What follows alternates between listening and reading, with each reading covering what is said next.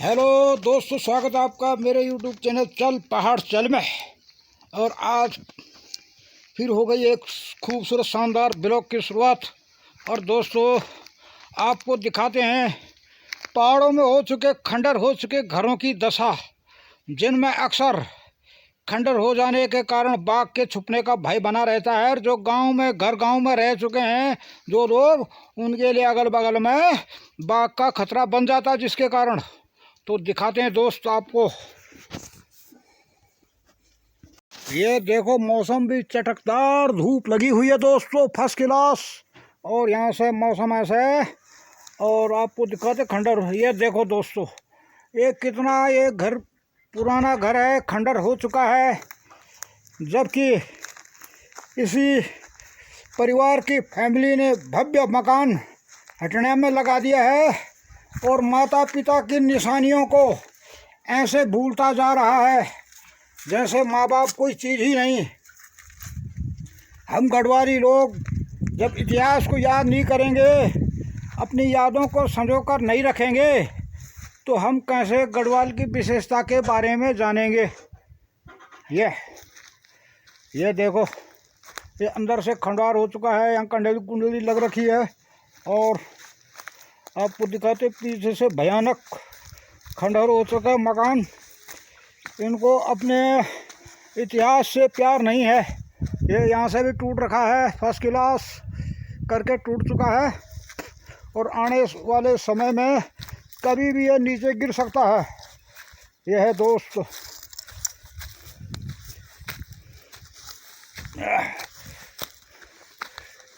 ये बिल्कुल ही जर्जर हालत में हो रखा है। कैसे दोस्तों आजकल का इंसान पल भर में अपने इतिहास को भुलाकर सिर्फ वर्तमान के लिए ही जी रहा है। अपने माता पिता की दी हुई यादों को, अपने माता पिता की विरासत को खंडर बनाता जा रहा है और उसे भुलाता जा रहा है।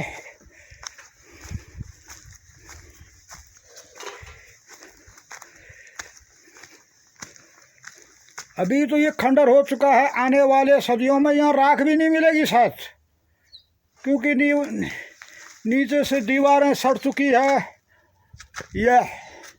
इससे इस बगल वाले घर के लिए भी खतरा बना हुआ है। और इसमें कभी कभार दिन दोपहर ही बाघ आ जाता है, तो इसके अंदर इस बाघ के छुपने की अच्छी जगह है दोस्तों। यही है दोस्त, यही है। हाँ, और हमने इनके पुत्र से, जिस दादी का ये मकान है, उनके पुत्रों से परसों चिढ़ा तर्क वितर्क भी किया कि आपने ये मकान यहाँ तो बना लिया, पर घर के मकान का क्या होगा। तो उन्होंने यही जवाब दिया कि घर के मकान को खंडर ही होने दो। हैं, वाह रे दुनिया वाह। अरे कैन संभालन ये विरासत, अरे यूं की निराई, अपने सभ्यता संस्कृति हम पल भर में भुलाई। ये दोस्तों, जिस घर में उन बच्चों ने अपना बचपन बिताया, जिस घर से उन्होंने अपने करियर की शुरुआत की, उस घर की आज ऐसी खंडर अवस्था में हालत हो रखी है, ऐसे जर्जर हालत हो रखी है, तो क्या कहें। हैं, हमेशा सुख सुविधाओं के पीछे भागने वाला इंसान आज अपने पहाड़ों को, अपने घर को किस तरह से भूलता जा रहा है। ये बड़ा ही सोचने वाला विषय है दोस्त। अच्छा दोस्त, अब यहाँ से मिलते हैं, आपको आगे वाला खंडर वाला मकान दिखाएंगे, तब मिलता हूँ थोड़ी देर में।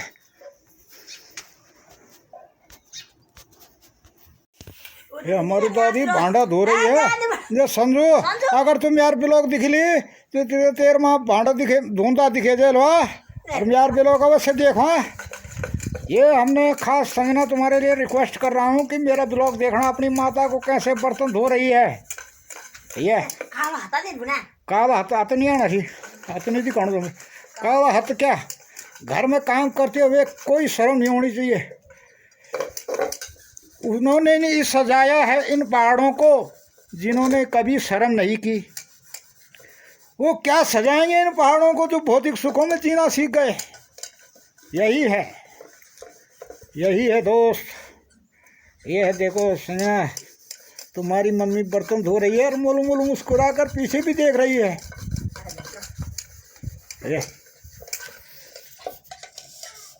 ये देखो दोस्त, ये भी जंगले वाला मकान है और ये भी पुराने जर्जर हालत में हो चुका है। इसके रहवासी भी दरअसल में दोस्त देहरादून पलायन कर चुके हैं। और इसे संवारने वाला, इसको संजोने वाला भी कोई नहीं है। सबको परदेश से प्रेम हो गया है और परदेश से ही सब कुछ हो चुका है। जो अपने पहाड़ों से प्यार नहीं रह गया है और घर के मकान तो खंडर कूड़ी हो, ये खंडर होते ही जा रहे हैं, टूट टूट कर बिखरते जा रहे हैं। ये देखो फर्स्ट क्लास, पुराने ज़माने में क्या फर्स्ट क्लास मकान बनाए जाते थे, फटोले के मकान दोस्तों देख सकते हो आप। ये घर के आगे देखो तो ये है तुम्हारा माल्टे का वृक्ष है, ये भी माल्टा ही है और ये भी माल्टा ही है और वो अमरूद है। तो इतने दोस्त ऐसे घर खंडर हो चुके हैं। आपको दिखाते हैं इधर से। क्यों मेरा यही सवाल है आने वाली पीढ़ी से कि ये देखो दोस्तों, इसकी क्या भयानक स्थिति हो रखी है। इस मकान की क्या भयानक स्थिति हो रखी है, देख सकते हो आप। इन्हीं खंडरों में बाघ के छिपने का भय बना रहता है। कभी रात बिरात बाघ ने यहाँ अपना अड्डा बना लिया तो ग्राम वासियों के लिए खतरे का कारण बन सकती है। ये अब इनको संवारने वाला कोई नहीं है। ये टूट रहा है तो टूट रहा है।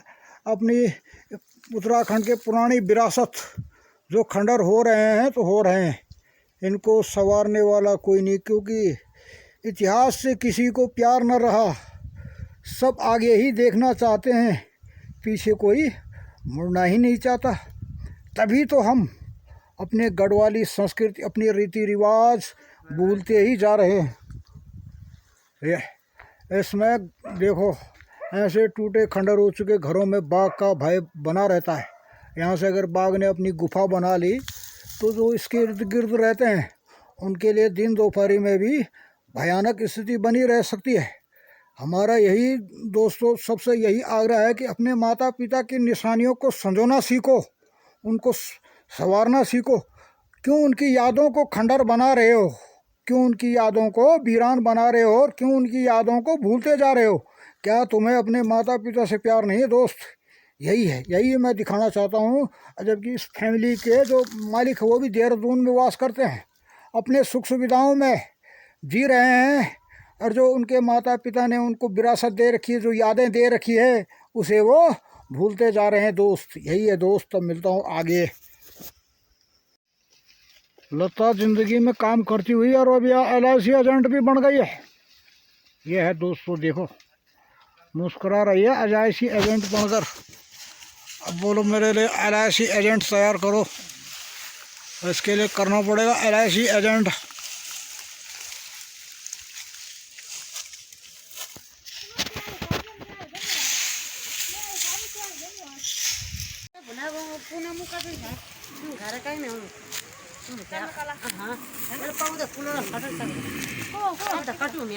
यहाँ पर सब गीठी के लिए खड़े हो रखे हैं, भीड़ भड़ा का।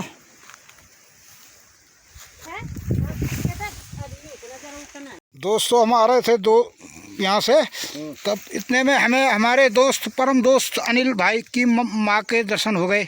और ये हमारी भी माँ के समान है।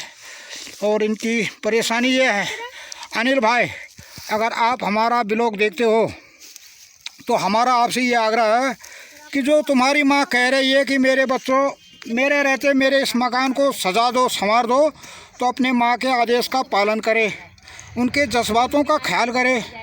क्योंकि अपनी विरासत संभालना,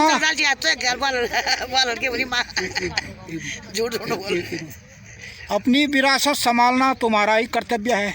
अब माँ की विरासत को संभालना भी तुम्हारा ही कर्तव्य है। ये तुम्हारी ही धरोहर है जो अब टूटने के कगार पर है। हमारा आपसे निवेदन है दोस्त कि अपने मकान को भी कुछ ध्यान दो, है ना। और बोड़ी, आप कुछ बोलना चाहते हो?